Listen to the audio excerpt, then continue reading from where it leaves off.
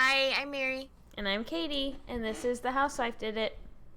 True Crime Edition. Oops. Oops. I thought you liked a little song and dance. Sorry. I don't know what's appropriate. Yeah, for true crime. Uh-huh. Bow, bow, bow. Alright, so we'll start with some real-time true crime. Okay. First, is it possible we have another Sherry Papini on our hands? I don't know, man. I don't want to accuse this girl, but that's kind of what it seems like the I police know. are saying. So I do have some details. So you decide. Carly Russell of Alabama was reported missing last Thursday after calling 911 to report seeing a lost child walking on the side of the interstate. Mm-hmm. When first responders arrived, they did not find Carly or the child, but they did find Carly's wig, cell phone, and purse on the road. Mm-hmm. Her boyfriend took to the internet pretty quickly to say she was kidnapped and fighting for her life without any evidence of that being true. Yeah, and that was after she was found, right? Well, he said, like, she's fighting for her life right now. But, I mean, So I think it was when she was still missing. Oh, okay. Oh, but maybe he meant, like, because of it. Yeah. I don't really know. Yeah, I was gonna say, like, it seems like he was talking like he did have evidence, but it seems as though the police's evidence is different than his. Yeah. Perhaps. Carly was found within 48 hours, but questions have now been raised about the validity of her story. At one point, the police even claimed they had received a point of contact from Carly during the period of time when she was missing. What does that mean? And that she had, like, reached out to them and that they didn't think she was in danger. Weird. They also said they had no other reports of the child on the side of the interstate that Carly called about, so they're just trying to question how much of her story is true. Mm-hmm. The only other true crime thing I have is local to me, but something that's been going around my social media a lot is that there was a doctor from an orthopedic office in Memphis that was shot after refusing to refill a patient's prescriptions. Mm-hmm. Our mom used to work at an orthopedic office in Memphis, a different one. So she knows the orthopedic community. Mm-hmm. And she said that what she heard was that he had been asking for a refill on the prescription and that this doctor didn't think he needed it anymore. And, like, she and I talked about, when you get a prescription from an orthopedic doctor, it's almost always Pain meds. Pain medicine. And so after a certain point, for a specific injury you have, you don't need them anymore. So he wasn't going to continue refilling it because he shouldn't have needed it. And so he finally told him he couldn't come to their office anymore because he was, like, harassing him. And so he made an appointment at a different office for the same clinic. Mm-hmm. And then used that to get into the office, I guess. This is what our mom said. Use that to get into the office. Like, basically was like, well, I have an appointment. Maybe I got the location wrong, kind of thing. And then once he was inside, the doctor told the rest of the staff to get out. And the patient shot him and killed him. Yeah. It was very sad. Yeah. But yeah, that's all I have for current news. Yeah, I think I did have something else, but then I realized that you had done it last week. Oh. On the Carly Russell thing, like, I just, like, the first story, I thought, like, that sounds like a delusion. That she saw a child on the side of the road, like, in a diaper. Yes. So at first I was thinking, like, ooh, like, she's unwell. Yeah. Which I still think is, like, possible. But obviously something has to have happened. And if the answer is that she was having a psychotic break when she saw a child on the side of the road and then she was fine the whole time, then that would mean that, like, her boyfriend and family are now, like, a part of a lie of, like, her being missing. So I don't know. Like, I don't know how to piece it all together. Yeah. But I think it, like, I always err on the side of like, believing someone until, like, you know, like, innocent until proven guilty, until they can prove to me that she faked this. Yeah, and, like, we don't know enough of anything, but I do think, like, the actual seeing a child seems unlikely to me. That is actually what she saw. Yeah, I think that part is maybe not a lie, but maybe not reality. Yeah. Yeah. All right. Are you ready to get into my story? Yeah, I guess. Yeah, it's so hard. We talked about this last week, the ethics of true crime storytelling. And this one was really hard for me to write. One, because Gabriel looks a lot like the boys that have come through my classroom. But also, this is really sad. Mm-hmm. Any case like this is sad.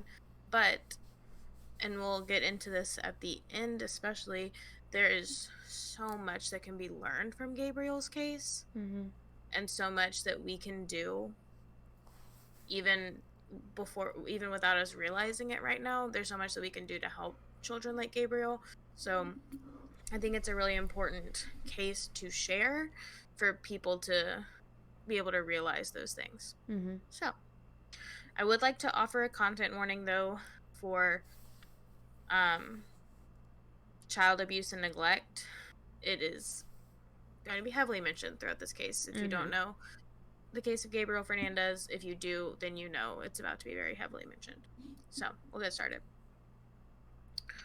On May 22nd, 2013, Pearl Fernandez called 911 to her apartment in Palmdale, California, and told the operator on the other end of the line that her 8-year-old son Gabriel was not breathing. It is unclear exactly what time this call was placed, with some reports saying just after 10 p.m., some saying around 11:45 p.m., and others saying in the early morning hours. On the phone, Pearl told operators that her son had slipped in the bathtub and injured himself.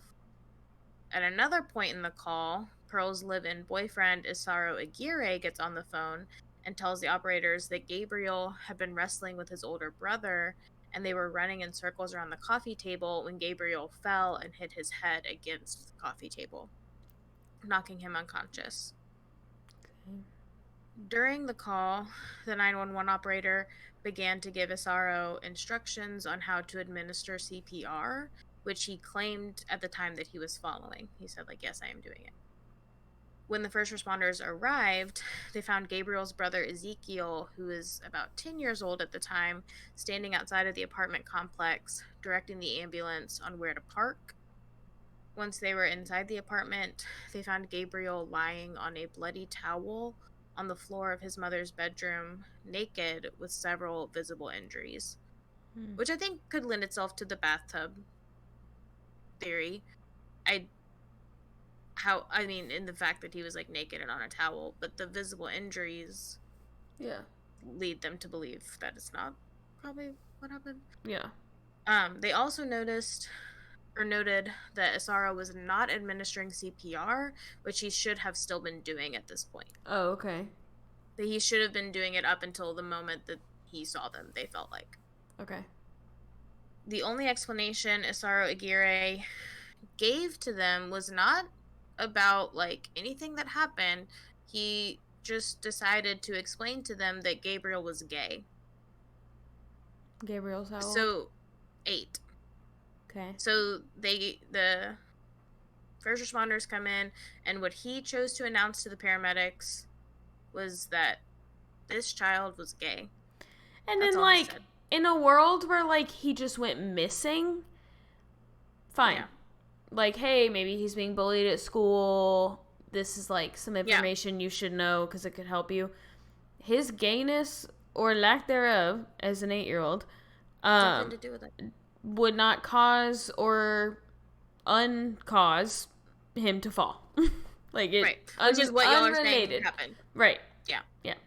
At the scene, it was noted that Gabriel, again, he is 8 years old, was in full cardiac arrest.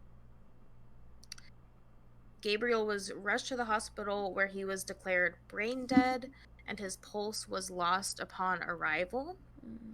He was resuscitated several times. He was warmed and treated for low hemoglobin.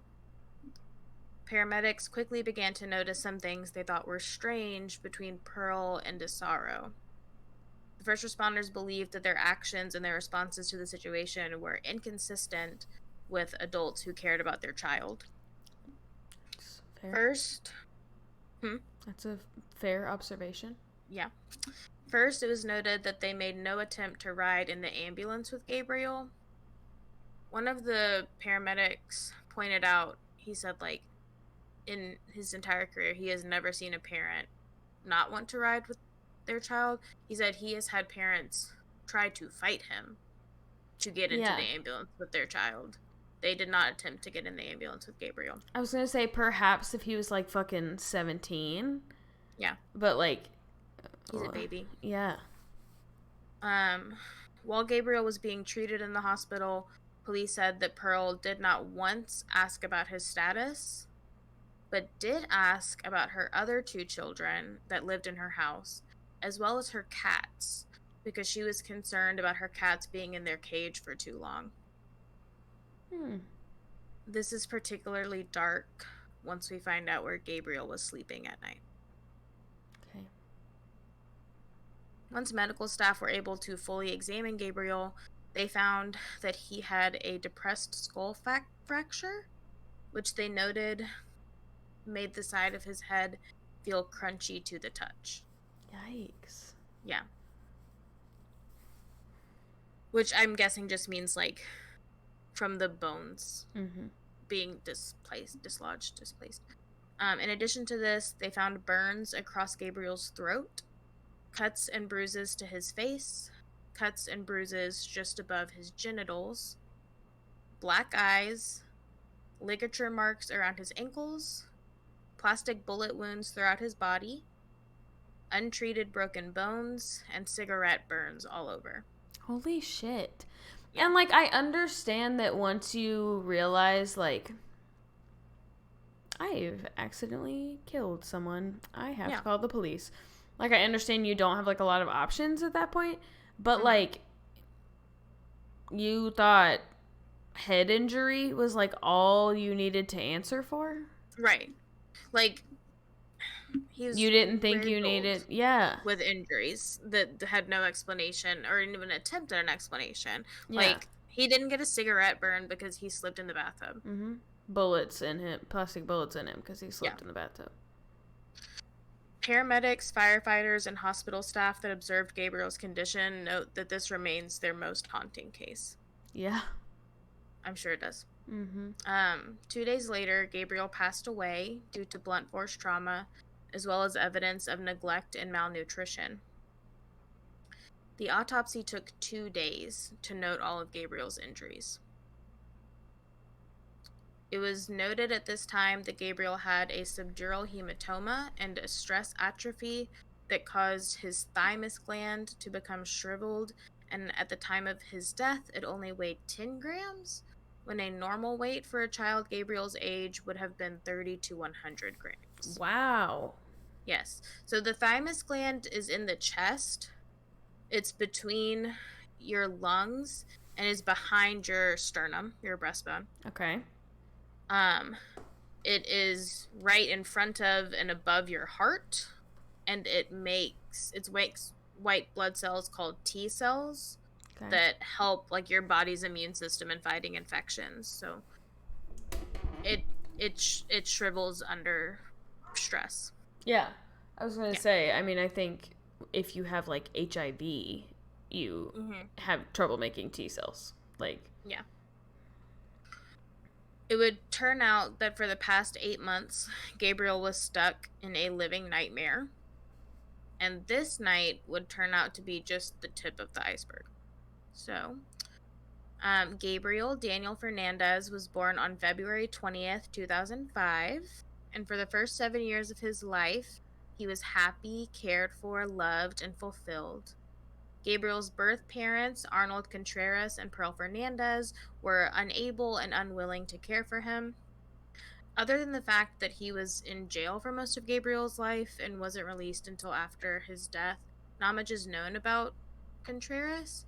He did come to, I think he did testify in court at Gabriel's murder trial, and he was interviewed a few times and just talked about, like, even with the distance he had from him, how much he loved Gabriel, and how now that he's out of jail, someone has taken the opportunity for him to get to know his son better from him, and how, like, he's like very upset. But that's really all I know about him. But what I know about Pearl Fernandez is that she was born on August 29th, 1983. According to Pearl herself, her father was in and out of jail, and her mother would hit her. Pearl reported that her mother never loved her, and by the age of 9, she was using meth and drinking alcohol recreationally. wow. Mm-hmm. By the age of 11, Pearl had run away from home, and she had dropped out of school by the end of 8th grade. Pearl claimed that as a teenager, her uncle had attempted to sexually assault her, and that at another point, a group of men had held her hostage and taken turns raping her for a period of days. Okay. Do we know how old she was? Just a Um, teenager? Like yeah, I think she was like 15 or 16. Okay. Pearl was admitted to the hospital after this incident, where she said she began to have suicidal thoughts. When Pearl's fourth child, Gabriel, was born, she abandoned him at the hospital. So shortly after he was born, he went to live with his great uncles, Michael Lemos Carranza and David Martinez. In the Netflix docuseries about Gabriel's murder, the two life partners discussed how much they truly loved raising Gabriel, what a sweet baby he was, and how deeply they wanted him to be theirs, referring to him the whole time as their son and their baby. And these are like Pearl's, like her It's brother? it's Pearl's uncle. Oh, okay. And his husband. life partner. Okay. Yes. So Gabriel's great uncle. Okay.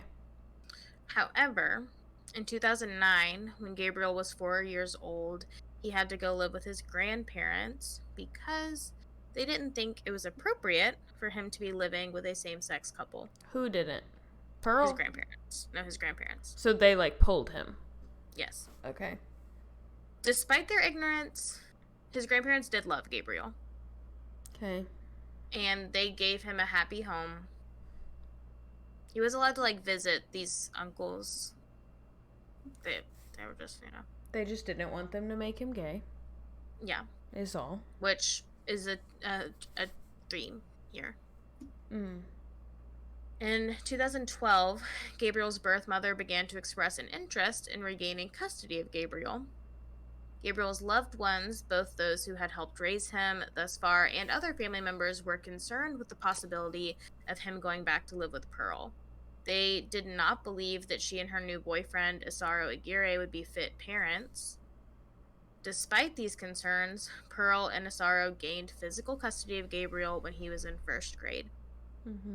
Gabriel only lived with Pearl and Isaro for 8 months before his family's deepest fears were confirmed, and the truth about their house of horrors were revealed. So she was already with Isaro when she got Gabriel back? They were very recently together. Oh, okay. Yeah, they had, like, recently gotten together.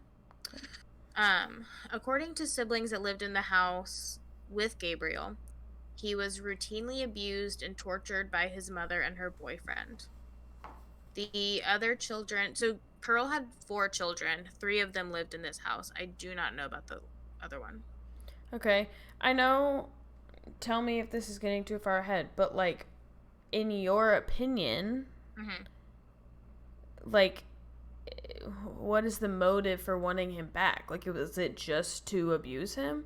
Like, because it seems like it started immediately, and it wasn't like, okay, the percentage of, like, a step parent or a parent's partner that isn't the kid's parent, like, they are more likely to abuse children that are not theirs. So, like, I think in my head, like, I assumed it was the boyfriend that started. But if it started right off the bat with both of them, like, why do you even want him back? There is some speculation of them getting joy. Okay. From. But, like, you wouldn't know that you would get joy from that. I honestly. Yeah. Unless they, like, discussed it beforehand, like, I think we should do this. Like, I think I would like it. I don't know. Weird. I honestly, though, think that it was like a image thing. Like, I'm his mother. I should have my kid. I should have him. Yeah. You know? Yeah. So, we're about to get into the details of the torture. Okay. So, bear with me for a little bit. The other children noted that Gabriel was forced to eat cat litter, cat feces, his own vomit, and spoiled or expired foods. He was burned with cigarettes, shot with a BB gun, pepper sprayed, forced to wear women's clothing as a way of mocking him for being gay, hit with a baseball bat, held against the wall by his neck, and slept bound and gagged in a small cabinet. Do we know why they think he's gay? Just because of the uncles? I think that's the main thing.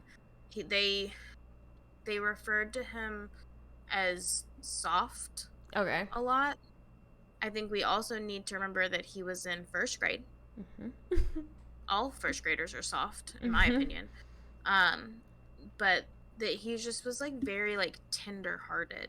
Okay. Was, like, how people explained it, and I think that they were already paranoid because of the uncles. So they just thought, like, this kid's coming in, he's kind of a wussy, and it, like, must be because the gayness rubbed off on him. Okay. Yeah. Some people, like, speculate that maybe he said something to Pearl about it. I have not found any type of evidence to prove that he ever told Pearl he was gay. But it's also, like, even if he told her something about, like, men and men, like, it might have been like, an observation. I would also like to point out, as someone who knows first graders, they aren't really in the crush phase at that age, so they don't really even know who they like, who they think is cute. So even if he did say something, I don't know, like, how much standing it has, and how much it's truly a reflection of how he feels and not just, like, something he's noticed. Right. You know? And, like, also, what a great example of a heterosexual relationship you're giving him. Right. So, like, the healthiest relationship he's seen, even if he is talking about that and saying, hey, I want to marry a man because they're happy, or I want to whatever, like, that would make sense. Yeah. So, Gabriel was made to sleep in a cabinet every night, and his mother would stuff a sock in his mouth, tape his mouth shut, or wrap a bandana around his mouth to keep him from making any noise. They would also lock the cabinet's doors by attaching handcuffs to each handle so that Gabriel could not exit on his own. Ezekiel, his older brother, noted that he once passed a banana through the crack in the doors because Gabriel hadn't been allowed to eat that day, and when he was explaining it in court, he kind of implied that that's about as wide as he could open it. Okay. with the handcuffs on. It was like just wide enough to slip this banana in for Gabriel to eat. So he could not get out of it. Yeah. He was made to use the bathroom in this cabinet and then clean it up. Gabriel's brother and sister even claimed that at times when social workers would come over, Pearl and Asara would hide Gabriel in the cupboard so they couldn't inspect him. So they just would pretend they had one less kid. They'd say he wasn't home because they were going to look at Gabriel. They weren't going for the other kids. And that wasn't concerning that he's... Well, okay, never mind. I know how the story goes, but I just... Interesting that your 8-year-old just, like, gets in his car and drives off all the time. Yeah. The results of Gabriel's systematic torture on numerous occasions left him with broken bones and missing teeth. When Gabriel's bruises got really bad, Asara would cover them with makeup and make Gabriel take cold baths to heal the bruises. Is that how that works? Think like when you were in high school and college and someone told you to put a frozen spoon on your neck to get rid of a hickey. Like, cold does, like, reduce inflammation and swelling. But I don't think that was really the point of the ice baths. The siblings did report being abused themselves, but pointed out that Gabriel was the main target because their mother's boyfriend believed he was gay. And they seemed to get enjoyment out of harming him, allegedly laughing while implementing his torture. Again, according to the children, this is what they said.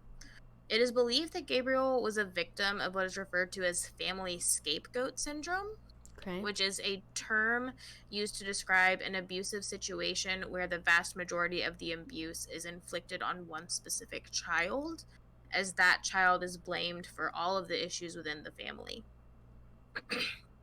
Pearl and Asaro regularly said that Gabriel was soft and that they believed he was gay, possibly hoping to beat him into more masculine behavior.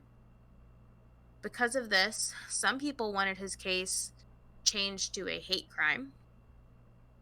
And while the prosecution did identify it as a hate crime, they agreed that the abuse was the biggest factor that contributed to Gabriel's death, so they wanted to follow that route legally. Yeah.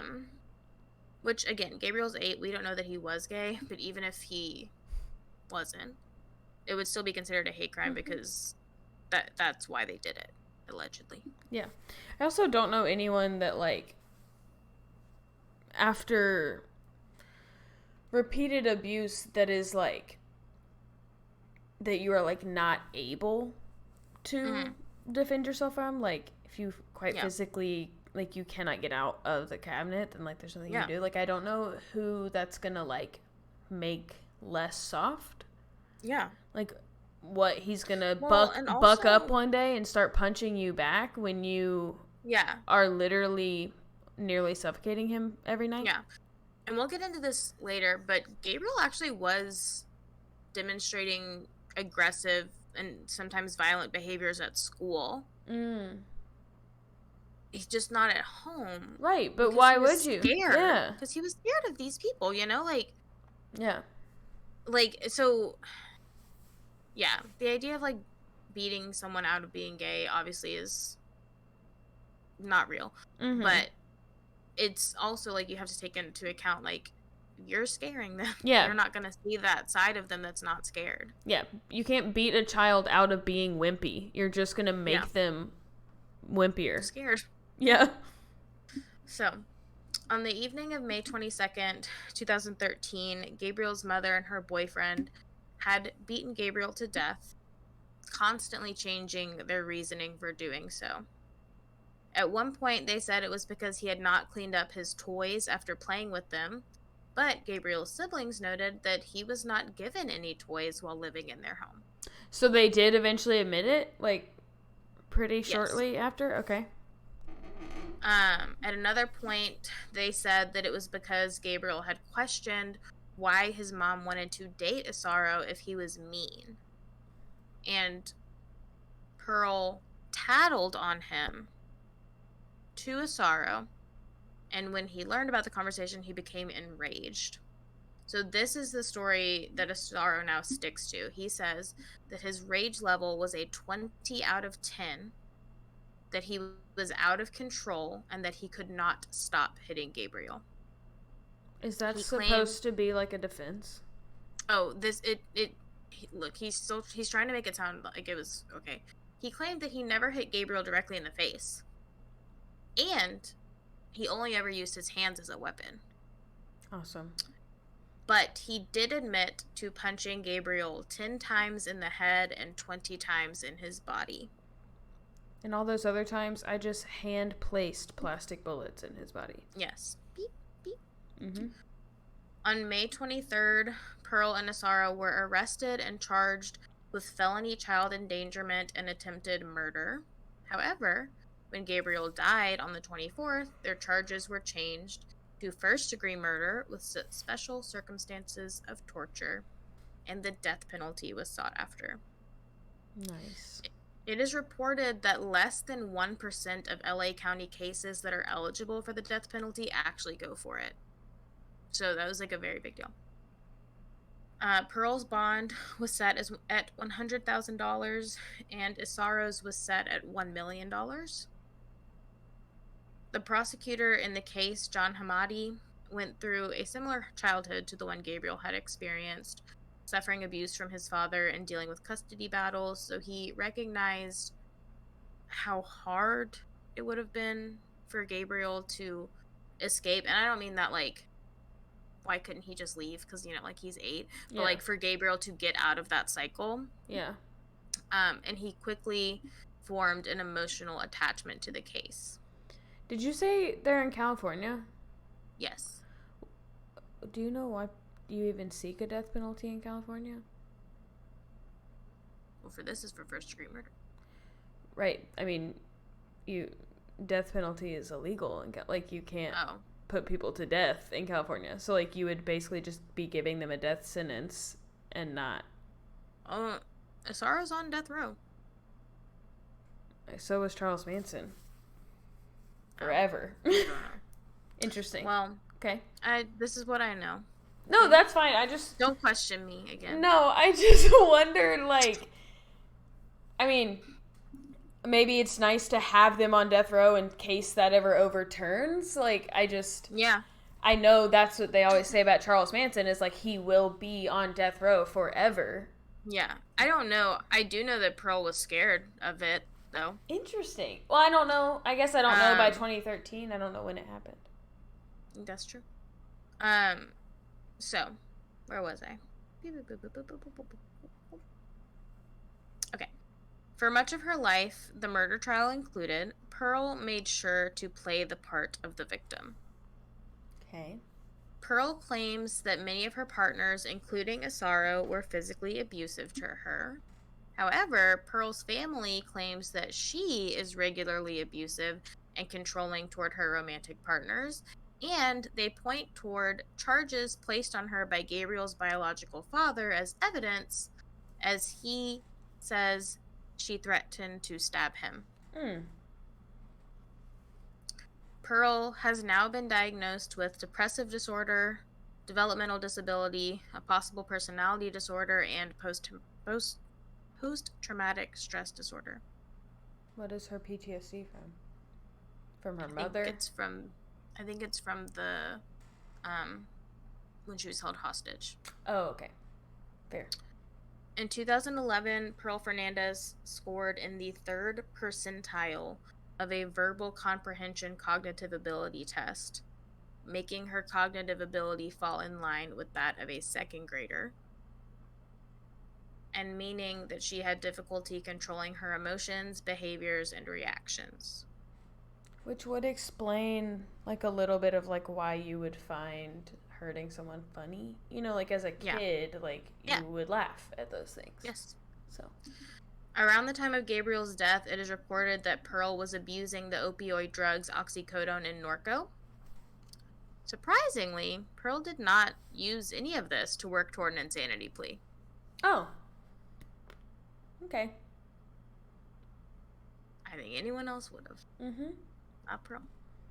Instead, she took a plea deal to avoid the death penalty, and on February 15th, 2018, Pearl pled guilty to first-degree murder and torture of her son and was sentenced to life imprisonment without the possibility of parole. At her sentencing, Pearl was quoted saying, "I want to say I'm sorry for what happened. I wish Gabriel was alive. Every day I wish I would have made better choices. I'm sorry to my children, and I want them to know that I love them, and I want them to come to their senses and come back to me." In prison? That's what I said. You know children aren't allowed to live in prison, right? On April 8th, 2018, Pearl filed a petition to request a resentencing, but it was dismissed by LA Superior Court Judge George S. Lamelli, which I didn't even know that you could petition if you pled guilty. Yeah. I mean, I guess it depends on, like, she's petitioning just for a specific thing. Maybe. But, like, the sentencing's a pretty big part. Yeah. Of that.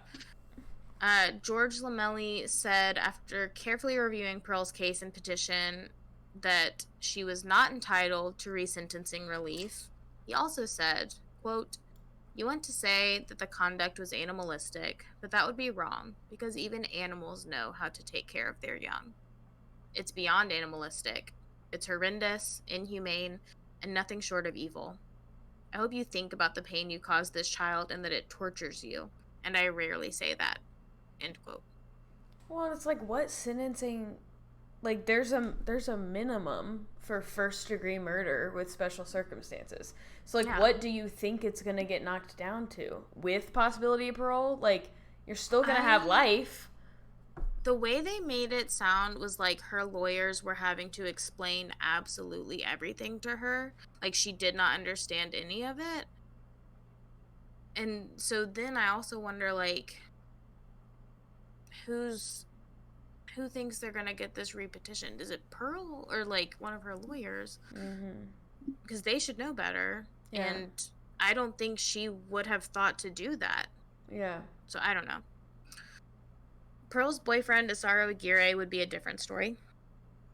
Isauro Aguirre, sometimes known as Tony, was born on June 13th, 1980. Similar to Pearl, Isauro struggled in school, and after repeating 2 grades and coming to believe he may have had a learning disability, he dropped out. Then Isauro began to work at the Woodland Park Retirement Hotel as a caregiver and a driver. While working at the retirement community, Isauro was known to be quiet, down-to-earth, nice, and always willing to help, even with changing diapers and driving residents what he called the scenic route, because he wanted them to be able to see nice views that they couldn't get at the hotel. I know. Approximately a year and a half before Pearl regained custody of Gabriel, she met Isauro, and they became a couple. Shortly after Gabriel came to live with Pearl and Isauro started a new job as a security guard at the Vallarta Market in Palmdale, California, through AVL Private Security. It's difficult to understand how the man that I just described and that people described in court could be the same one who inflicted the cruel torture Gabriel experienced every day. But as the trial came for Isauro, we would learn all of the details of what he was capable of. During the investigation, one crime scene technician came into the apartment with a fresh roll of red stickers to mark blood evidence she saw. And at one point, she ran out of red stickers and had to start using yellow ones because there were so many spots of blood throughout the apartment. I was reading this to my husband, and I was like, I don't know how many stickers are on the roll. Right. To be honest. But like, it's not like a 20-pack of stickers. Yeah. It's a lot of stickers. But it's like, you think about 8 months of blood evidence. Yeah. Right? Like, we're thinking, like, crime scenes, right? Like, and there would never be that much, but it's like 8. And some of them were like tiny, tiny, tiny specks. Yeah. But it's like every single time he's shot with a BB gun, or every single time, like, blood goes somewhere, you know? So. Isauro Aguirre pled not guilty to first-degree murder and torture, and Ooh! in September of 2017, jury selection began. What a bold guy. Yeah. The trial was held on the 9th floor of the Los Angeles Criminal Courts, which is the same courtroom where they held the trials for O.J. Simpson, the doctor who issued Michael Jackson's questionable prescriptions, Phil Spector, and the Grim Sleeper, meaning this case was a big deal. He's like, I'm feeling lucky. I'm feeling like OJ. The defense attorney was, the prosecutor was like, we're going to the 9th floor. He's like, everything big happens on the 9th floor. Yeah. I was like, okay, honey. The jury was made up of 7 women and 5 men, all of whom were made aware of how extensive the injuries they were going to witness would be. The prosecution told them that Isauro was pure evil and assured them that while they believed he deserved the death penalty, it would never compare to what he had done to Gabriel in the last months of his life. The defense argued instead that Isauro had been known as a kind and compassionate man up until the moment he began dating Pearl, and that this relationship is what changed him. To which I say, we're not asking when he became aggressive. He's not on trial for the timing of his aggression. Mm-hmm. He's on trial because it led to him killing a child. Yeah, I don't really care, like, it doesn't matter when. What your, like, who your greatest influence was to become a murderer. Right. Like, They brought in evidence from holding that showed Pearl yelling at Isauro to try to get their story straight of what happened to Gabriel before she turned the conversation sexual. Okay, well, I was about to say something that now I feel like isn't relevant. I was going to say, like, plus you want me to believe someone with the comprehension of a second grader is, like, running the show here, like, made you a murderer, but perhaps... I have listened to this phone call, and she does not sound like a mastermind. Oh, okay. On this call. Well, even, like, I don't know what you're about to say, but even, like, turning things sexual, turning things violent, like, that is childlike. It is, like, to just, like, find a way, I know children aren't sexual, but, like, to just, like, find a way out of, like, uncomfortable situations, you know? But, like, no, children aren't sexual, but, again, I am a teacher, and my children think jokes about sex are funny because they don't know what it is. Right. And they know it's, like, taboo for them to talk about right. it. They think it's hilarious because they know it's not appropriate. Yeah. So, yeah. Anyway. The prosecution, though, used this to their advantage by pointing out that it seemed like both Pearl and Isauro used the abuse as a form of foreplay or for sexual gratification. Oh, God. Yeah. I will say, I think this phone call is the only evidence they have of that. And I don't know if it's so much that, like, them talking about what happened to Gabriel led to it going in that direction, or if Pearl was just trying to take it in that direction because they were in holding cells away from each other, you know? I don't know. The defense claimed that they didn't intend to prove that Isauro didn't murder Gabriel, but instead that they believed he should have been charged with second-degree murder. So they had him plead not guilty, not because he didn't do it, but because it should have been second-degree murder. Okay. The jury in Isauro's case began to deliberate on November 14th, 2017, and by the next afternoon, they returned with a verdict of guilty of first-degree murder and guilty of circumstances of torture. 1 month later, on December 11th, 2017, the sentencing phase of the deliberations began.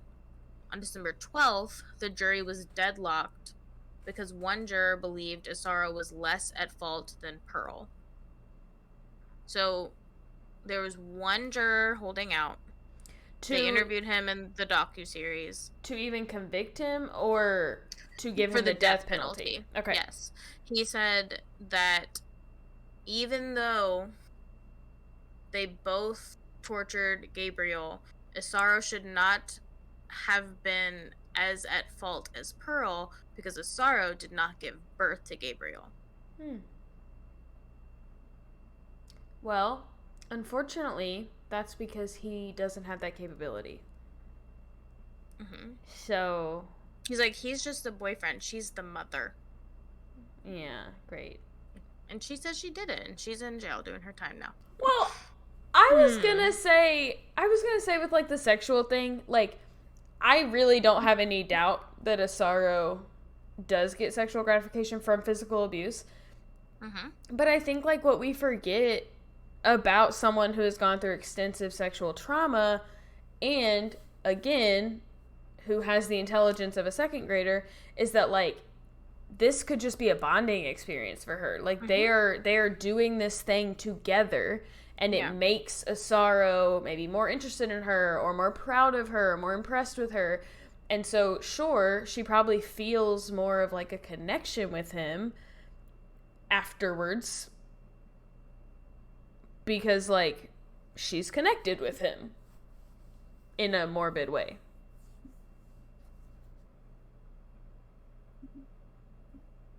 Yeah.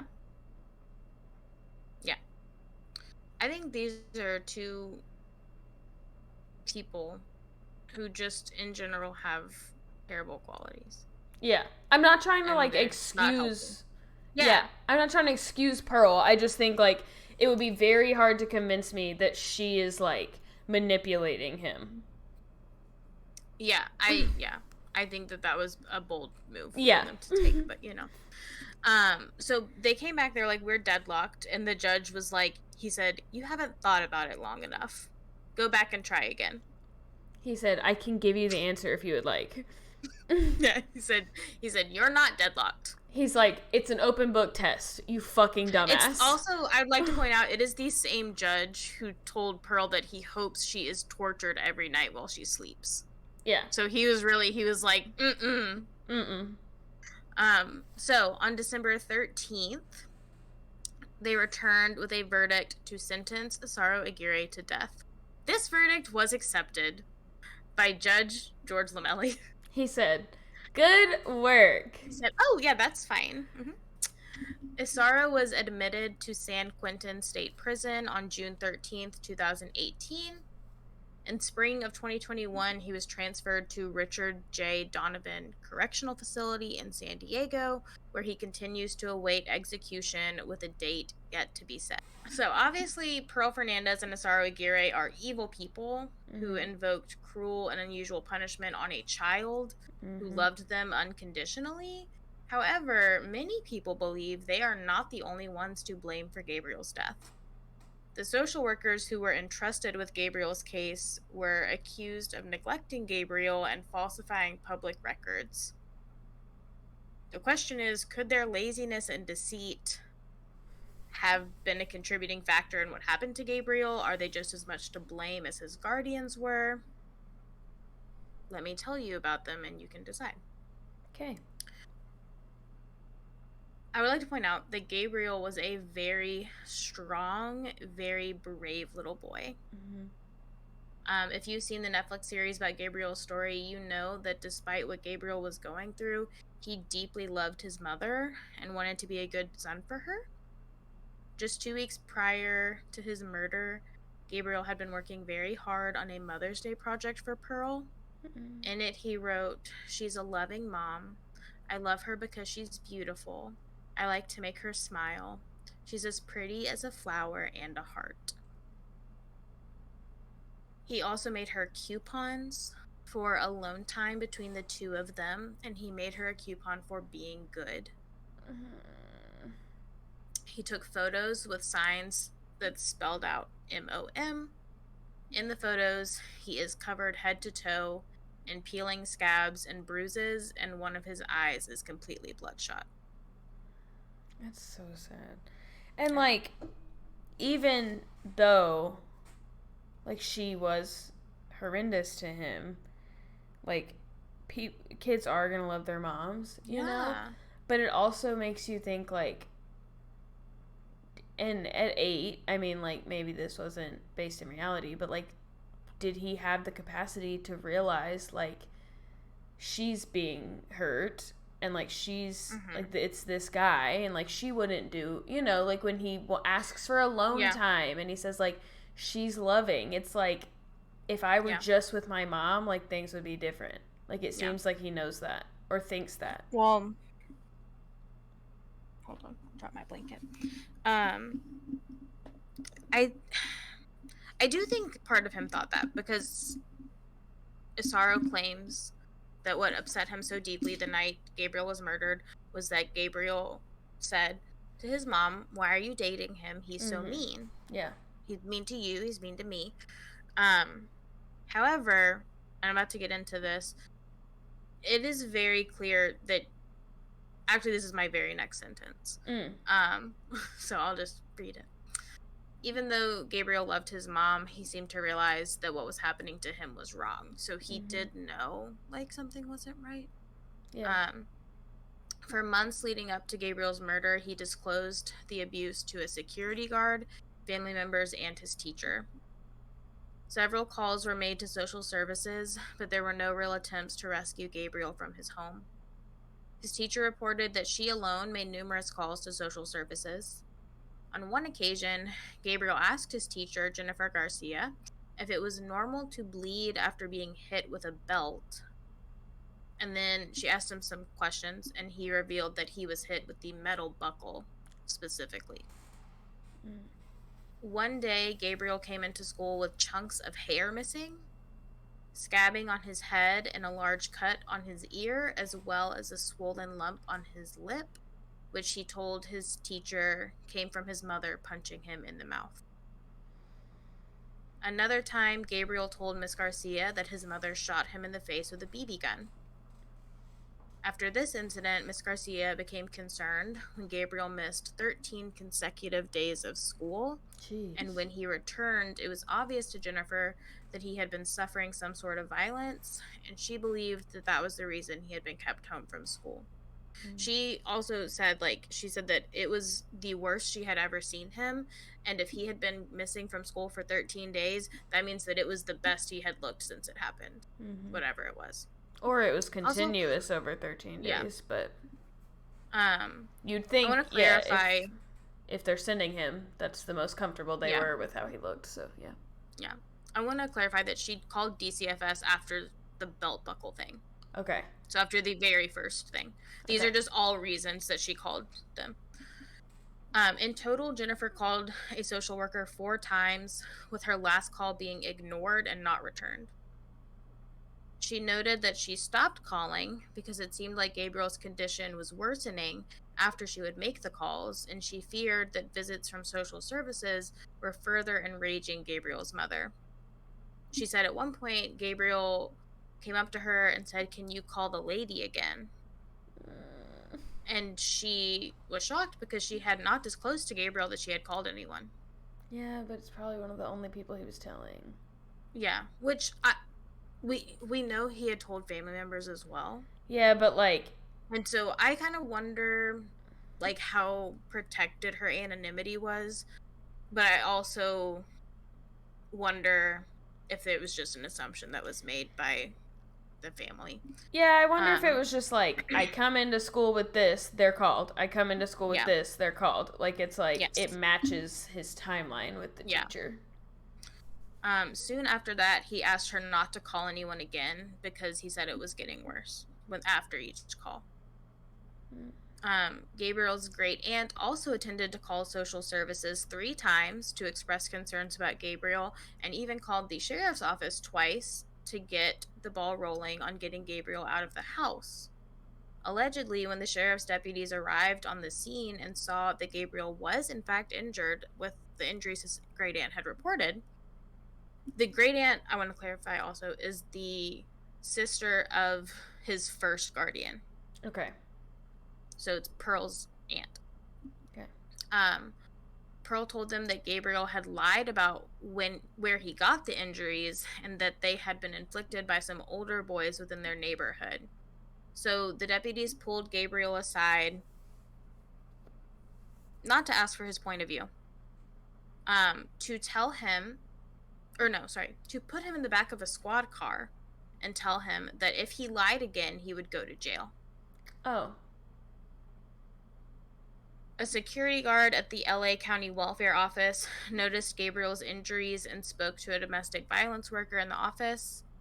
This worker called her supervisor and was advised not to file a report because they would have to give her overtime pay if she did. Instead, she gave the security guard the name and address of Gabriel Fernandez, which he used to call the sheriff's department. At one point, also, Gabriel asked his grandfather if he could come back to live with him, and his grandfather explained to Gabriel that his mom was under investigation and that he believed Gabriel would be able to come live with him again soon. So, like, all these reports had been made from all these different people. So, for anyone who's unfamiliar with how the process of reporting concerns for child welfare goes, I'm going to kind of explain what Gabriel's loved ones were facing from the point of view of a mandated reporter. So, to put it simply, if you call social services and report suspected child abuse, the person who answers your call will ask you some questions about the child. They'll ask you, like, why you're concerned, how you know the child, the demographics you know about the child, and then they'll assign someone to your case and give you the information you need to track the case's progress. Sometimes they'll let you know what the plan is as far as investigating the case will go. But typically that involves a home visit and some interviews with those involved. Additionally, reporters are very clearly told not to do any sort of investigating or assuming, but to only give the straight facts and leave the investigation to DCFS. Okay. So I imagine this is the information that those who reported concerns of Gabriel's abuse were given. The social workers assigned to Gabriel's case were Stephanie Rodriguez and Patricia Clement, and their supervisors were Kevin Baum and Gregory Merritt. When Jennifer Garcia first called social services to let them know Gabriel had reported being whipped with a metal belt buckle, Stephanie Rodriguez was the social worker she was told to talk to moving forward. She was told that social workers did go to the Fernandez's household, but they only spoke to Pearl and did not do any sort of medical follow-up on Gabriel, despite what experts called sufficient evidence of child abuse that should have resulted in Gabriel being removed from the home. Yeah. The same experts would testify at the trial that they were shocked at how the social workers didn't move forward with removing Gabriel from Pearl's guardianship.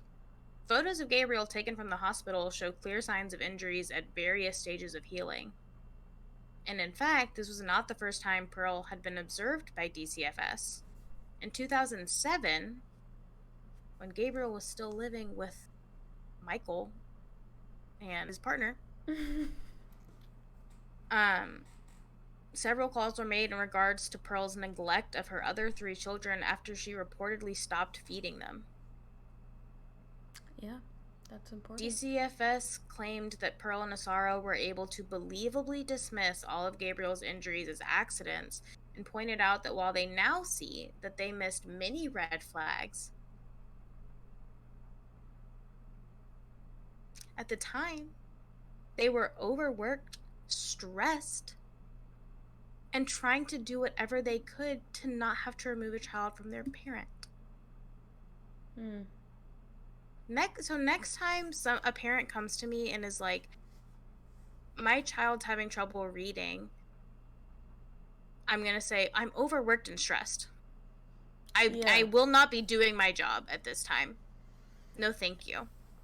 Yeah, what? I mean... Everyone's overworked and stressed, honey.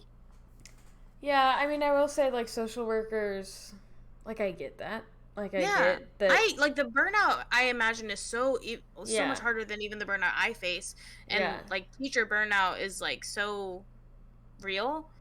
But, like, this is a, like, very important thing. But there needs to be a we process. Cannot slip up on. Yeah, there needs to be a process then that is, like, we don't have, like, the manpower to watch this all the time, but hey, we do Yeah. think it's a little sussy, police.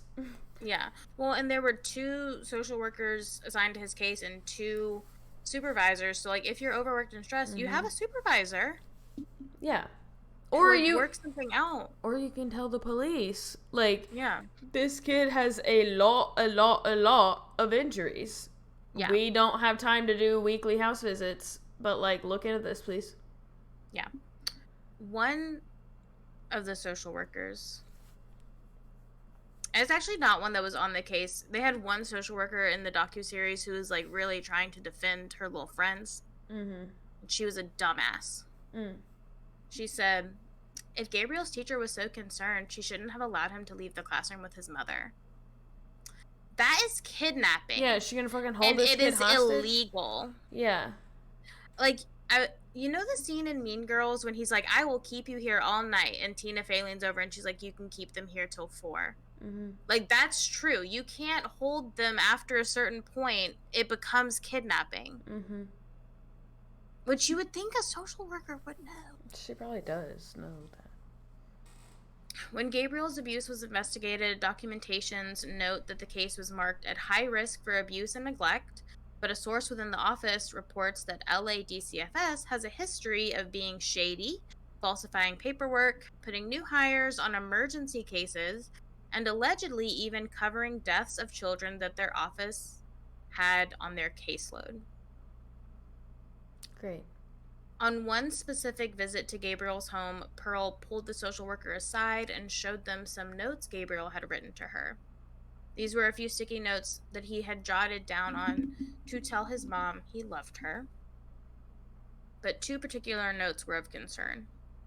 Gabriel had written on one note, I love you so much I will kill myself. And on another, I love you until I die. So she was showing these because they were concerning to her? Yes. Okay. She was like, hey, the girl came in, she did the check, everything was fine. And then Pearl was like, I do have one thing I want to show you, though. Like, I'm worried about this. The social worker called this in and said she spoke to Gabriel about the notes, and he indicated that he was still thinking about killing himself. When she put Pearl on the call, Pearl noted that other than the notes themselves, she didn't see anything alarming in Gabriel's behavior. However, Gabriel's teacher and classmates noted that he was regularly lashing out at school, yelling at people, kicking the wall, and having to move seats often. His teacher also points out that at a certain point he began to ask if he could stay in the classroom and help her instead of going out to recess, and he told her he did not want to have to go home at the end of the day. After Gabriel's murder, the 4 social services employees were all fired and charged with child abuse and falsifying public records. In addition, 9 sheriff's deputies received internal disciplinary actions for not properly investigating the allegations reported to them of Pearl and Nasaro's abuse. The charges filed against the social services employees were unprecedented and could result in the social workers each receiving up to 11 years in prison. Patricia Clement, one of Gabriel's caseworkers and a former nun, continuously changed her story of her involvement with Fernandez's case. She would claim 1 minute that he had 2 black eyes and evidence of extreme corporal punishment, and then the next say she didn't see any bruises at all and felt no need to complete a body chart. She said at one point she went to check on Gabriel in April, but then later claimed that the last time she checked on Gabriel was in March.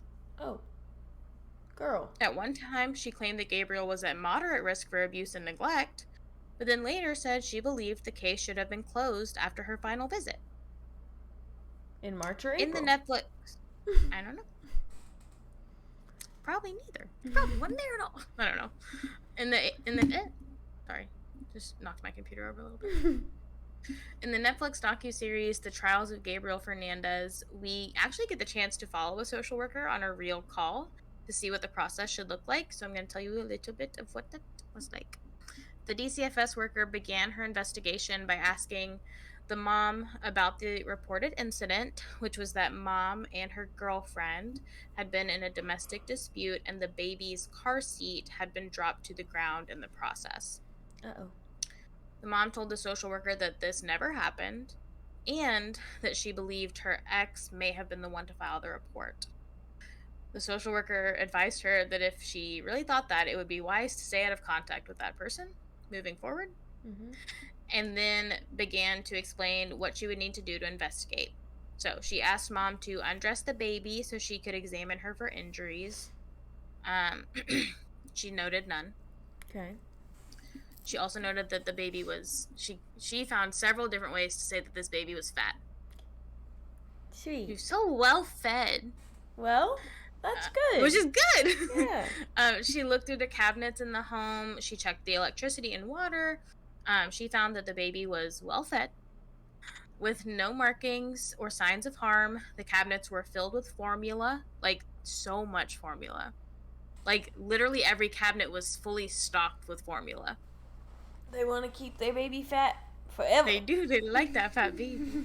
The sinks ran water, the oven and stove were in working order, and the shower worked. The toilets could flush. All good things. She also noted that there were no drugs in the home, and she also pointed out that there was not even any alcohol in the home, which is not illegal. Right. It's just impressive. Yeah.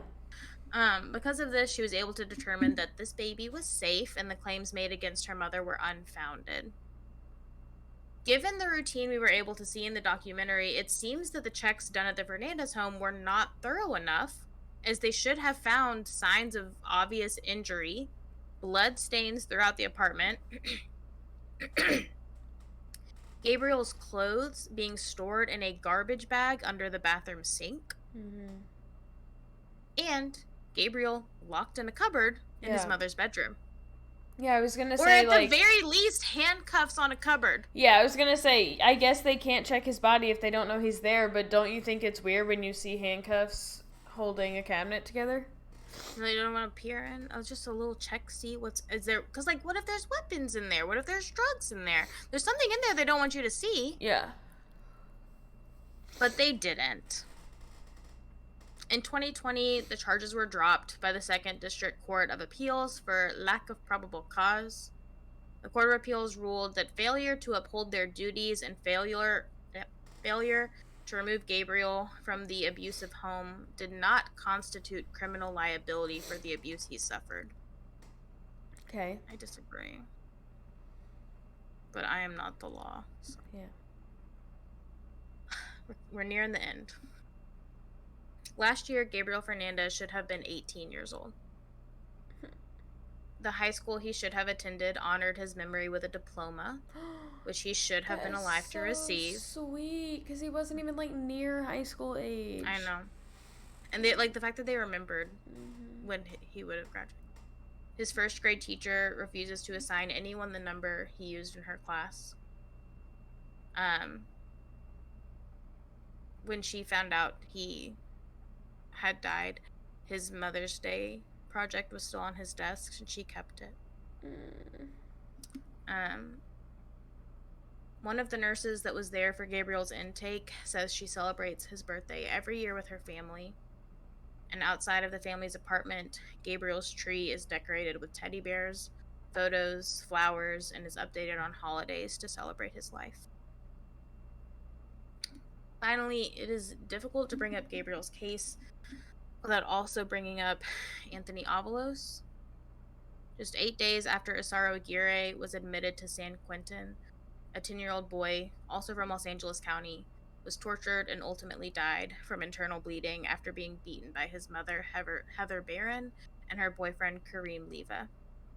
It was revealed in time that DCFS had responded to 8 out of 13 complaints of abuse over a 3-year period.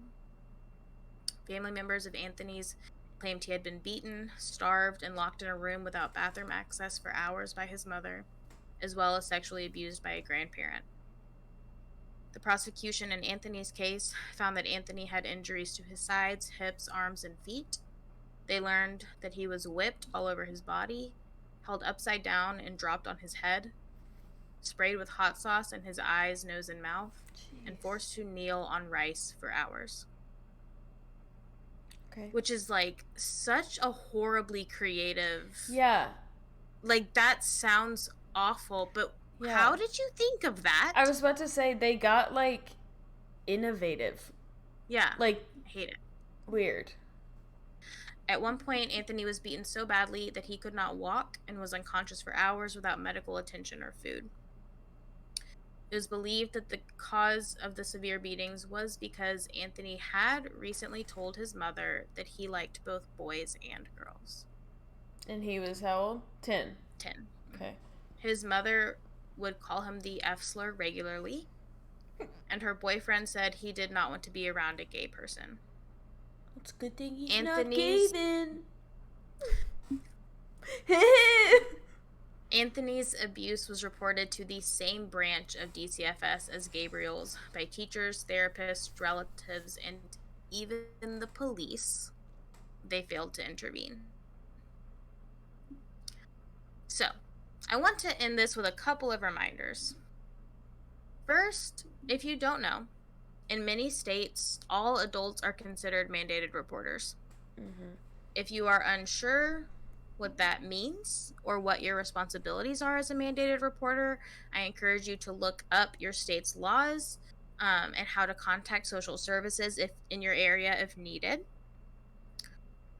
But to oversimplify things, just remember, if you see something, say something. Mm-hmm.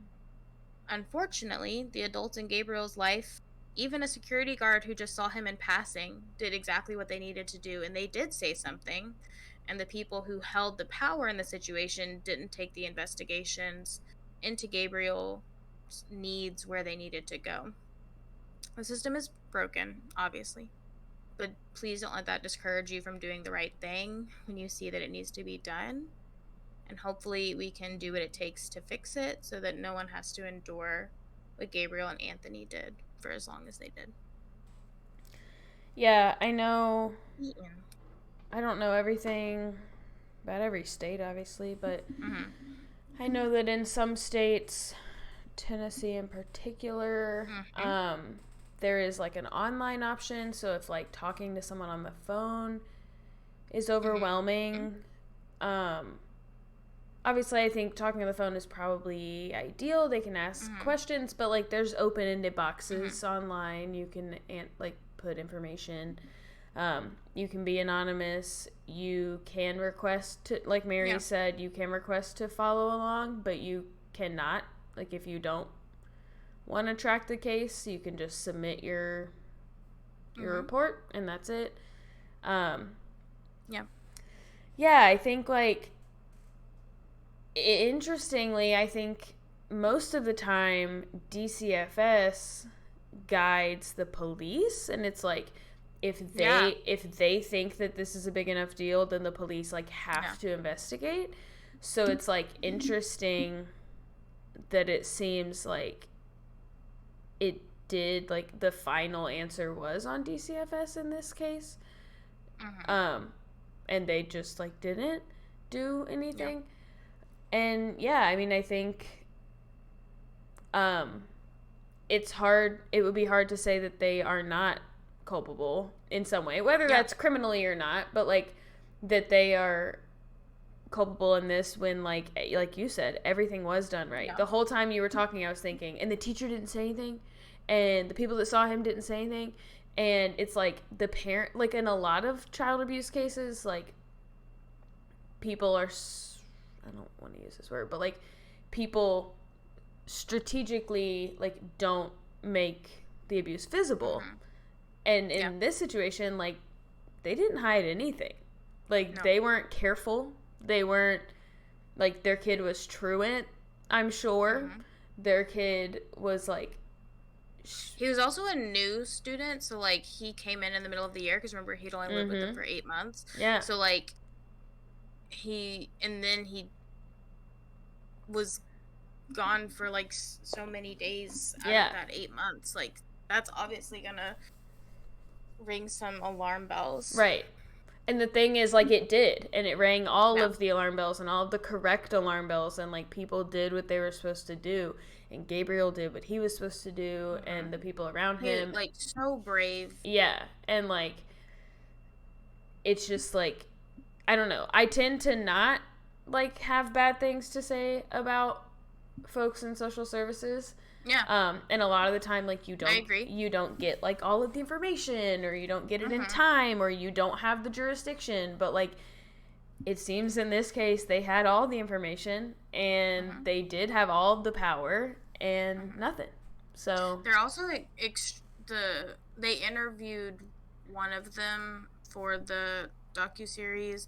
They showed their like snippets from them in court, and they called one of them and did like they tried to interview her, but she was like, "Get me out of this." They're extremely defensive of their actions. which I They mean, do not. They say like that they're sorry this happened to Gabriel, but they fail to see where they were in any way culpable. And like I think especially the nun, like constantly like going back and forth on mm-hmm.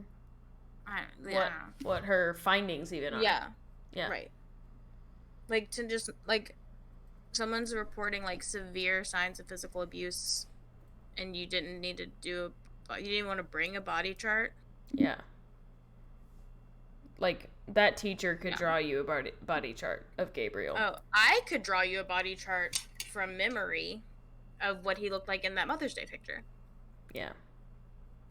They also like the nurse that I talked about that celebrates his birthday every year. When she was talking, they like flashed a picture of the body chart from his autopsy.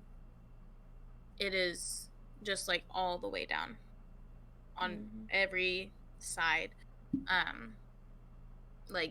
It's like the security guard, he said that he felt like Gabriel was like trying to tell him something, because like basically what happened was Gabriel walked past his desk at the welfare office, and he said that Gabriel like bumped him with his hand, and he like looked up at him, and he was immediately like, I have to call the police, I think. Like that's how bad he looked. Like I don't know. Yeah. It seems, I don't know. Horrific. But yeah, that's the story. It's very sad. I'm gonna try to not do. They're all sad, Mary. I know, but I'm gonna maybe. I don't know if I can do ones about children anymore. Yeah. Like, I don't know if you could hear my voice breaking half the time I was reading that. Yeah. But yeah, it was tough. Do you know what you're bringing us next time? Yes. Is it someone I mentioned at the start of this episode? No. It's another gal, though. An actual victim. Sherry. Yep. I've got it ready. It's like another kind of graphic one. Yeah. So maybe could have thought ahead and taken a break from that, but I did not. Yeah. So I was thinking about like which one I have next, because I really wanted to end this by being like, next week won't be so tough. Mm-hmm. And then I was like, there's a 9-year-old next week. Yeah, mine is not a child, and it's not this rough. Or not next week, the week after. Yeah. Yeah, this one was rough. Yeah. I will say, yeah, the next one I have, the details are not as rough to hear.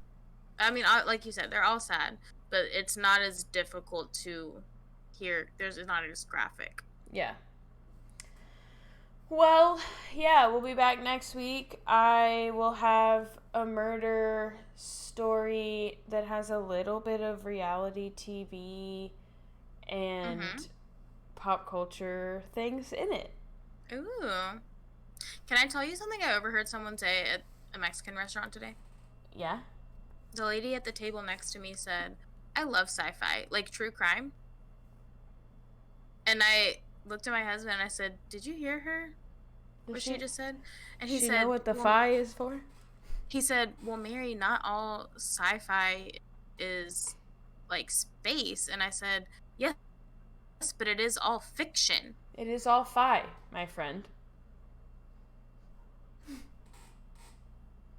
Come on now. Yeah. I said it is all fiction. That's what the fi is for. Yeah, they're like literally opposites. True and fi. You cannot have true crime and fiction. It was so silly. Silly. Yeah. Alrighty. Okay. Good night, guys, or whatever time you're listening. Bye. Bye.